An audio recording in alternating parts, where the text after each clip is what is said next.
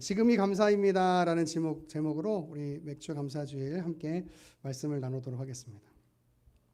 여러분, 충동 구매 장애라는 말이 있어요. 충동 구매 장애, compulsive buying disorder라고 하는 CBD라는 제가 열심히 찾았습니다.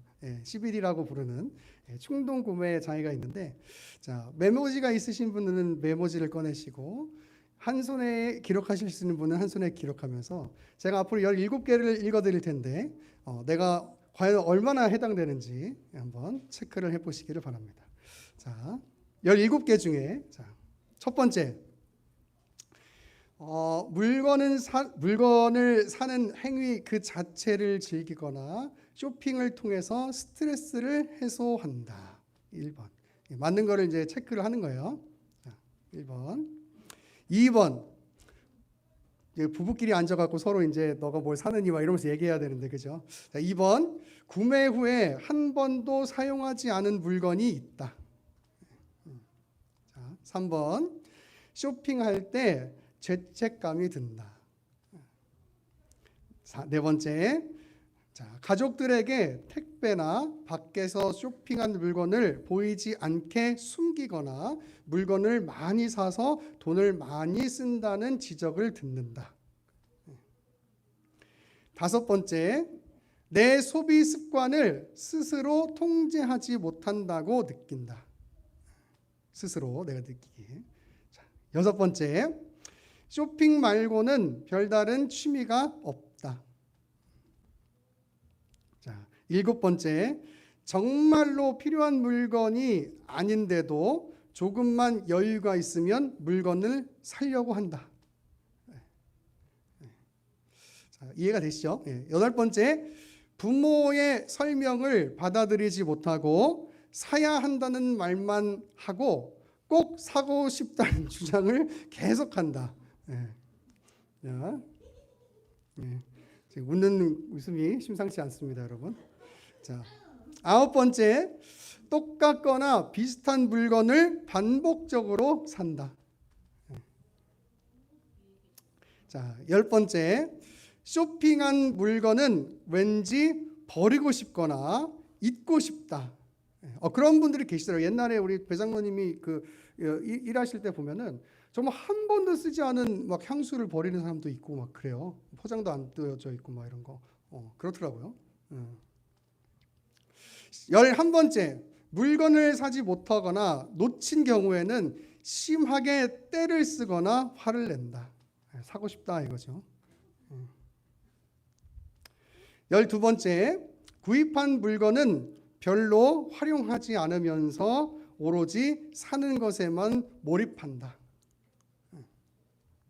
13번째, 쇼핑을 할 때마다 처음에는 행복한 줄 알았으나 우울하거나 주의력, 판단력이 떨어진다.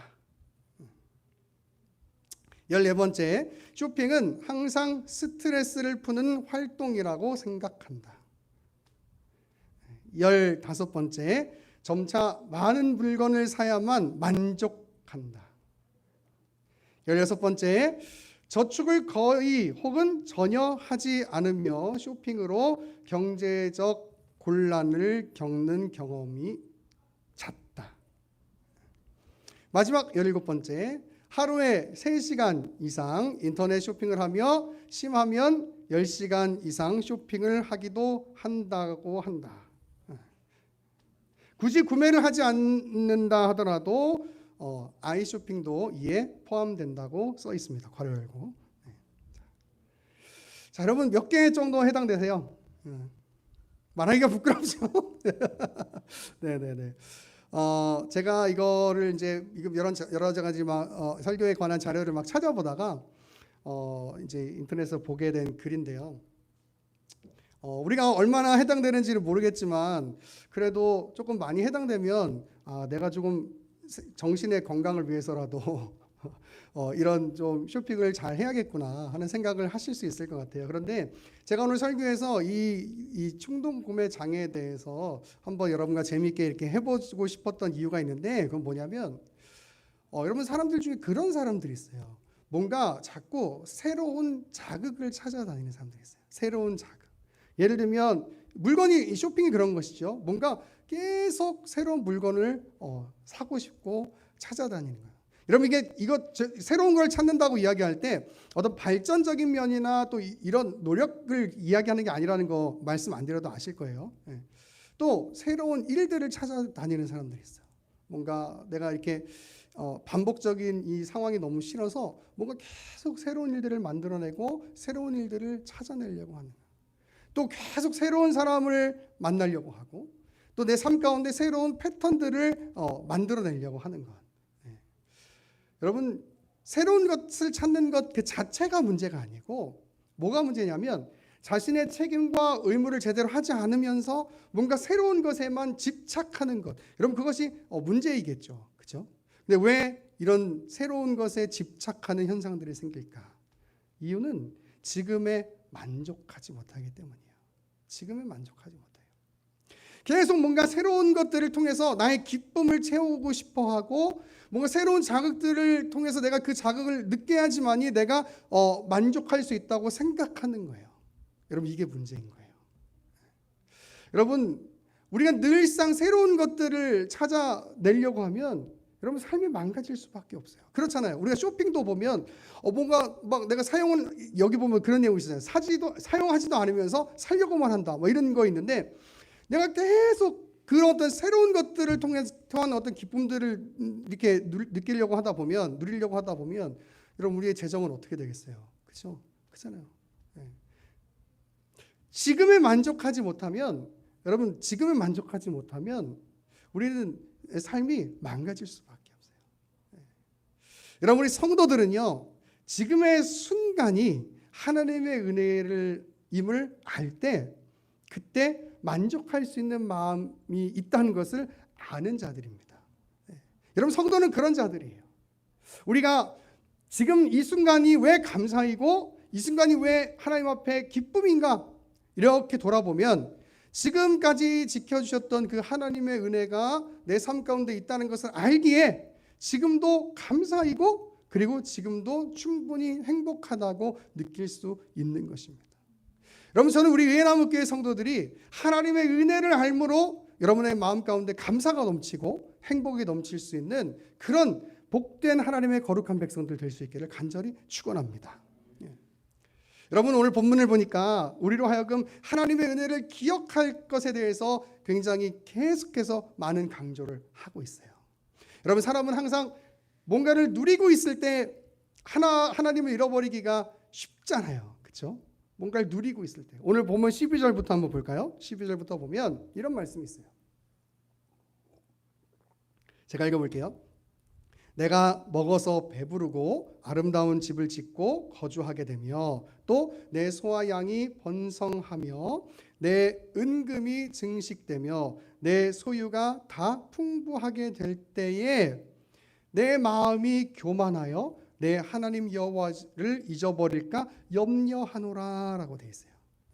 여러분 사람은요 뭔가 풍부해지고 풍성해지고 누릴 게 생길 때 그때 하나님을 잃어버리기가 굉장히 쉬워요.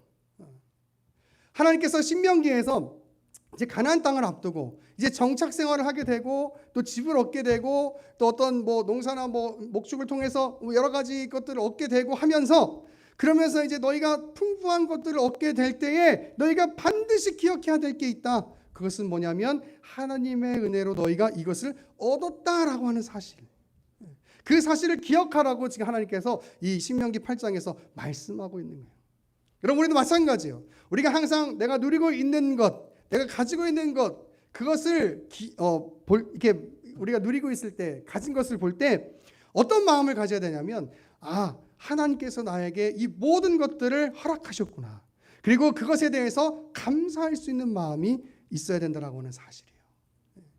여러분 하나님께서 다 모든 것을 주셨기 때문에 우리는 이걸 누릴 수 있는 거예요. 이걸 고백하는 사람들이 바로 성도인 것이에요. 성도. 여러분 이 은혜를 기억할 때 감사할 수 있는 마음이 생기는 거예요. 내가 가질 수 없는 것들, 내가 누릴 수 없는 것들, 여러분 이것들을 하나님께서 나에게 허락하셨다는 것, 여러분 이걸 생각할 때 어떻게 감사가 잊지 않을 수 있겠어요? 그렇잖아요. 지금 내가 누리는 이 행복, 가정, 또 직장, 또 이 교회, 이 모든 것들은 다 여러분에게 하나님께서 허락해 주신, 정말 내가 노력해서 가진 게 아니라 하나님께서 하나님의 그의 주권으로 허락해 주신 것들이에요. 그래서 우리가 누릴 수 있는 거예요. 그 은혜를 기억하는 사람들이 하나님 앞에 감사할 수 있게 되는 것입니다. 여러분, 성경은요, 감사한다고 이야기할 때 억지로 감사하라고 이야기하는 것이 아니고 하나님의 은혜를 기억함으로 감사하라고 이야기하는 거예요. 내가 범사에 감사하라고 했으니까 자식들이 막 속을 썩이고 있는데도 억지로 이 악물면서 주님 감사합니다, 이렇게 하라고 하는 게 여러분 성경이 가르치는 감사가 아니에요. 여러분, 성경은 긍정적인 생각이나 긍정적인 말을 통해서 우리가 변화된다고 이야기하지 않아요. 성경은 우리의 변화가 오직 예수 그리스도를 만날 때, 참된 복음을 깨달을 때만이 우리가 변화될 수 있다는 사실을 가르치고 있어요. 여러분, 그래서 우리는 감사가요, 억지로 이악물고 하는 감사가 되어서는 안 되는 것이에요. 진짜 주님의 복음으로 충만하고 하나님의 은혜로 충만함으로 말미암아 나오는 감사, 여러분, 그것이 하나님께서 받으시기에 합당한 감사인 줄 여러분 믿으시기를 바랍니다. 여러분, 그냥 내가 힘들면 힘들다고 얘기하면 되는데 하나님이 범사에 감사하라 그랬다고 무조건 감사하라고 얘기하는 거예요. 여러분, 그건 어떻게 보면 하나님 앞에서 내 감정에 솔직하지 않은 거예요. 그렇잖아요. 여러분, 아빠한테 우리가 이야기하는데 내 감정이 솔직한 대로 이야기하지 않고 이상하게 얘기해봐요. 그게 관계가 되겠어요, 여러분? 근데 왜 우리 하나님한테만 그럴까? 그죠? 다 행위중심적인 신앙이기 때문에 그런 거예요. 우리 하나님이 아빠라고 이야기하면, 아빠라고 생각하면 이렇게 하는 거예요. 아빠, 나 오늘 너무 힘들어. 그런데 그렇게 하지 않고 내가 힘든데 주님한테 가가지고 주님 감사합니다. 여러분, 이건 감사가 아니죠. 그죠? 감사가 아니에요. 정말 하나님 앞에 우리가 감사할 수 있는 것은 하나님의 은혜를 기억할 때 그 기억함으로부터 흘러나오는 감사. 여러분, 그 감사가 진정한 감사인 거예요. 그것이 성경에서 가르치는 진짜 감사인 것입니다, 여러분. 여러분, 오늘 이 맥주 감사 예배를 드리면서 그 하나님의 은혜를 기억함으로부터 흘러나오는 감사가 여러분의 삶 가운데 풍성하기를 간절히 소망합니다. 네. 여러분, 성경에 보면 그런 말이 있잖아요. 입으로 시인해야 된다. 오늘 새벽 예배 가운데도 말씀 나눴지만, 여러분, 성경에서 말할 때 시인이라고 하는 것은 우리가 억지로 이야기하라고 이야기하는 게 아니고 예수를 그리스도로 인정하는 것, 그 그리스도인, 그 예수님을 나의 주인으로 인정하는 것, 여러분, 그것을 말할 때 성경에서 시인해야 된다, 입으로 시인해야 된다라고 이야기하는 거예요. 내가 입으로 시인한 대로만 됐으면요, 여러분, 저는 벌써 눈 떠가지고 야구 선수 하고 있을지도 몰라요. 트윈스 팀에서. 그게 아니에요, 여러분. 성경에서 말하는 가르침은 그런 게 아니에요. 오늘 우리에게 허락된 것에 대해서, 그것이 하나님의 은혜임을 고백함으로 하나님께 감사할 때, 여러분, 그때 성도의 진정한 감사가 나오게 되는 것입니다. 오늘 이 맥주 감사 주의를 지키면서 여러분, 지난 날에 우리의 삶을 좀 생각해 봤으면 좋겠어요. 여러 가지 일들이 있었을 거예요. 하나님께서 주신 그 행복한 일들, 때로는 감당하기 어려운 일들, 그런 여러 가지 일들이 있으셨을 텐데, 지금 이렇게 여기까지 내가 올 수 있던 것, 그것은 하나님의 은혜임을 다시 한번 고백하시면서 여러분의 삶 가운데 불평이 아니라 감사가 넘쳐날 수 있는 은혜가 있기를 간절히 소망합니다. 여러분, 근데 가끔 저는 그런 생각을 해봐요. 하나님이 왜 이스라엘 백성들을 처음부터 가나안 땅으로 이끄시지 않고 40년 동안 광야의 길을 걷게 하셨을까? 이유는 하나예요. 바로 하나님을 기억하도록 하기. 우리 16절 한번 같이 찾아서 읽어볼까요? 16절. 오늘 본문 16절. 함께 읽습니다. 시작. 내 조상들도 알지 못하던 만나를 광야에서 내게 먹이셨나니 이는 다 너를 낮추시며 너를 시험하사 마침내 내게 복을 주려 하심이었느니라. 아멘. 사람이 참 마음이 둔해서요. 아까도 말씀 잠깐 서두에 이야기했지만 평범할 때는 하나님의 은혜를 기억하기가 쉽지가 않아요. 그런데 어려운 문제가 있을 때 참 그리고 그 문제들을 지나고 나면 내가 이 살아가는 순간순간이 하나님의 은혜구나 라는 것을 깨닫게 되는 거예요. 네. 찬양 중에 그 찬양 있잖아요. 곽쌤 쥐키 한 번만. 쥐키. 세상 소망 다 사라져가도 주의 사랑은 끝이 없으니 살아가는 이 모든 순간이 주 은혜임을 나는 믿네. 한 번 더 같이 찬양할까요? 세상 소망 다 사라져가도 세상 소망 다 사라져가도 주의 사랑 끝이 없으니 살아가는 이 모든 순간이 주 은혜임을 나는 믿네. 할렐루야. 아멘. 여러분, 세상 소망 다 사라져가는 그런 때가 있어요. 진짜 살다 보면은 그런 때가 있어요. 어떻게 하나님께서 함께 하시는데 우리 가운데 이런 일들이 벌어질 수 있나 하는 생각이 들 만큼 그런 어려운 때를 만날 수도 있어요. 그런데 이렇게 지나고 나서 보니까 살아가는 이 모든 순간이 주님의 은혜였구나라는 것을 고백하게 되는 거예요. 어려움을 직면하고 나면 내가 하나님의 은혜로 사는구나라고 하는 것을 고백하는 게 되는 것이에요. 여러분, 그래서 하나님께서는 때로는 이스라엘 백성들에게 허락하신 광야처럼 우리에게도 그 광야의 길을 걷게 하실 때도 있어요. 왜냐하면 우린 죄악된 본성이 너무나 가득해서 하나님의 은혜를 잃어버리기가 너무나 쉽기 때문이에요. 여러분, 광야의 길을 걷고 계시다면 그 순간도 하나님께서 여전히 나와 함께 하심을 기억하고 지금 나에게 하나님께서 하나님의 은혜를 기억하도록 하시기 위해서 지금 이 어려운 시간들을 허락하셨구나라는 것을 마음에 새기시고 하나님 앞에 기도하고 하나님의 은혜를 구함으로 그 광야의 시간들을 잘 넘어가실 수 있는 은혜가 있기를 간절히 소망합니다.